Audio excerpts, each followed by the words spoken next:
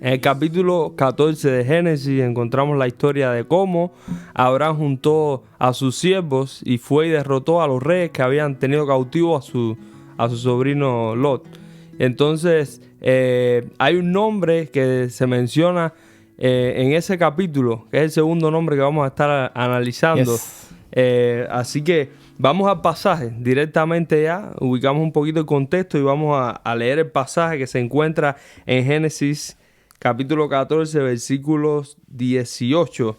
Dice que cuando Abraham ya venía de haber derrotado a esos reyes y haber rescatado a su sobrino y los bienes y demás que se habían llevado los reyes que habían atacado Sodoma y Gomorra, dice que Melquisedec, rey de Salem, sacerdote de Dios Altísimo, sacó pan y vino y le bendijo diciendo: bendito sea Abraham, el Dios Altísimo, creador del cielo y la tierra. Y aquí se menciona el segundo nombre que vamos a analizar en esta serie que estamos tratando, ¿no? El nombre bíblico que se menciona acerca de Dios es el León. Sabes que me llama mucho la atención que muchos de los nombres de Dios en la Biblia aparecen con el prefijo el delante.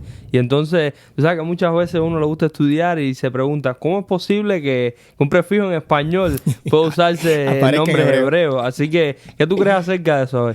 Me parece interesante porque cuando estaba estudiando los nombres de Dios me di cuenta que la mayoría de los nombres de Dios empezaban con este prefijo.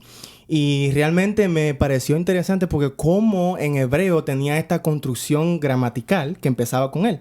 Y me di cuenta que entonces en ese sentido de los cananeos y las naciones vecinas utilizaban este prefijo, este nombre para el panteón de sus dioses. Pero específicamente lo utilizaban para el Dios principal, que era el Dios Todopoderoso. Literalmente él no era un nombre en específico, sino que era una característica de este Dios que era todopoderoso. Me parece tan cómico que entonces los hebreos agarraron ese mismo nombre y se lo aplicaron a Dios. Como diciendo, el Dios que ustedes sirven no es un Dios real. Pero el Dios que nosotros servimos sí es un Dios real y Él es el verdadero todopoderoso. Por eso cuando Israel entra a Canaán a conquistar la tierra, ellos presentan a este Dios todopoderoso que los cananeos no conocían. Y por eso utilizan esta construcción El Elión, que en el caso de hoy es el Dios Altísimo.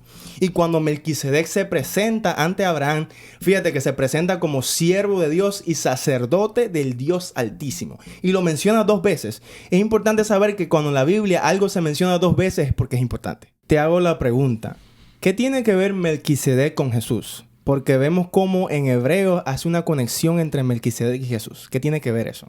¿Sabe que parece coincidencia o puede haber sido a propósito que Dios decidió que cuando se escribiera la Biblia, o en este caso la inspiración lo hizo con Moisés, que no diera descendencia de Melquisedec? O sea, no aparece ni descendencia, ni eso parece tan raro porque ni aquí qué pasó después de él tampoco. Nada. No se menciona nada. Aparece como único rey sacerdote. Y como hemos estudiado muchas veces, muchos de los reyes paganos eran sacerdotes también en sus templos, con sus dioses y demás. Pero del pueblo de Dios, creo que en la Biblia no se menciona nada acerca de que había otro rey y sacerdote al mismo tiempo, con esas características como Melquisedec. Y creo que lo hace único, ¿no? Que lo hace tanto rey como sacerdote, así como Cristo. Porque Cristo, sabemos que en la palabra de Dios, en los evangelios, que vino de José y María como carne, ¿no? En carne, aquí a la tierra.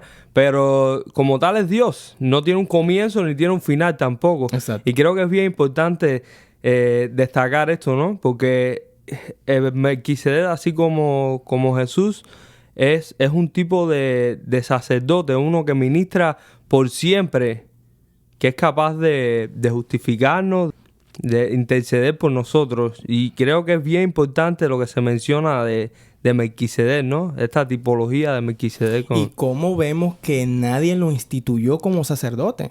Porque si nos damos cuenta, los sacerdotes vienen de la línea de Leví. No es así que funciona.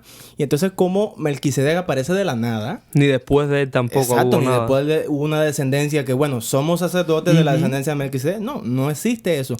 Y vemos cómo el Dios Altísimo fue que lo exaltó y lo puso en esa posición. Dios fue el que lo puso en esa posición. Pero lo interesante de la historia, que la historia no se enfoca tanto en Melquisedec. La historia se enfoca a quién él servía. Ujú. Y él servía al Dios Altísimo. El Dios Altísimo. Porque podíamos decir, bueno, ¿qué importancia tiene Melquisedec? Pero no.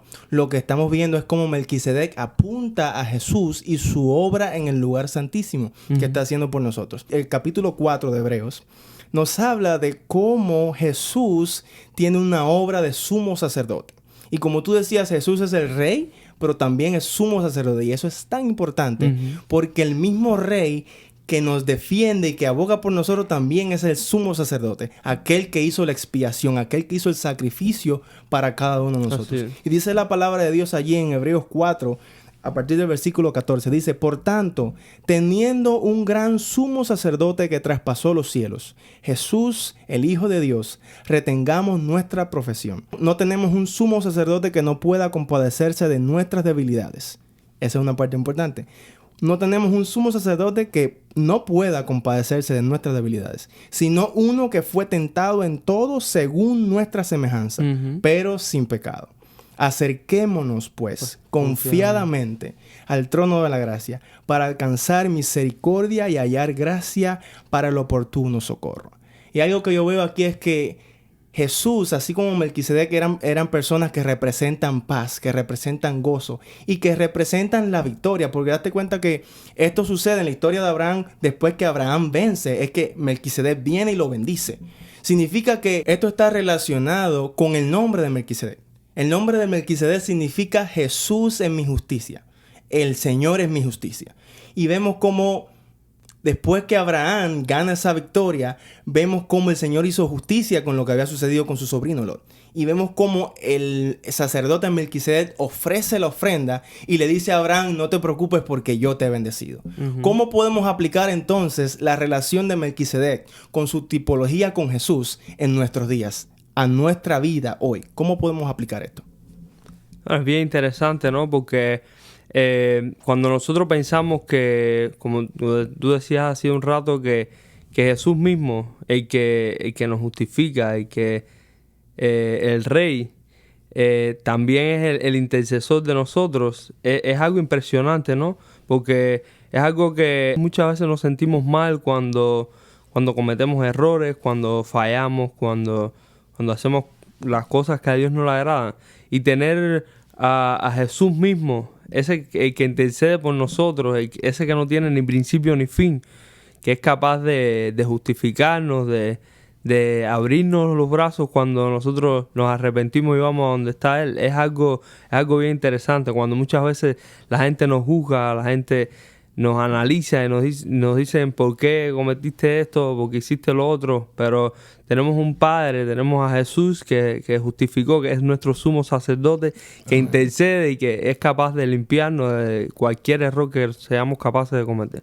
Eso es tan poderoso. A nuestros oyentes, quiero que imagines esta escena final, donde cuando Jesús venga, Él va a ser nuestro juez. ¿No es así que dice la palabra? Jesús va a ser nuestro juez y Él va a estar ahí mirando el juicio que se va a hacer. Pero al mismo tiempo dice que Jesús es nuestro abogado. Y esta escena es tan poderosa como el mismo juez y el mismo rey que viene en las nubes de los cielos con gloria y majestad también va a ser nuestro abogado. Así que cuando vamos ante la presencia de Dios no tenemos nada que temer, porque sabemos que nuestro caso está peleado por el mejor abogado del universo, que es Cristo Jesús. Así mismo. ¿Cómo podemos tener miedo en nuestra vida cuando de nuestra parte está el Rey de Reyes y Señor de Señores, como dice Apocalipsis, que vendrá y en su muslo tendrá este nombre escrito? Nuestro Dios, el Dios Altísimo, es el Dios tuyo y mío y el Dios que cada día quiere tener una relación personal con nosotros.